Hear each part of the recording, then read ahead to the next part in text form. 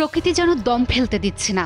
একের পর এক দুর্যোগের পর এবার আবারও প্রবেশ করেছে একটি নতুন ও শক্তিশালী বৃষ্টিবলয়।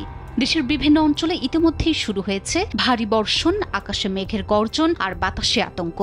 আবহাওয়া অফিস জানিয়েছে আগামী কয়েকদিন টানা বৃষ্টির আশঙ্কা রয়েছে, যা জনজীবনে ফেলতে পারে বড় ধরনের প্রভাব। 14 সেপ্টেম্বর সকাল 9টা থেকে শুরু হয়ে টানা 3 দিন চলতে পারে দুর্যোগের এই ধারা। সৃষ্টি হতে পারে ভয়াবহ জলাবদ্ধতা, ধসে পড়তে পারে পাহাড়ের বুক, জনজীবনে নামতে পারে নতুন বিপর্যয়ের ছায়া। বাংলাদেশের আকাশে আবারও জমে উঠেছে দুর্যোগের মেঘ।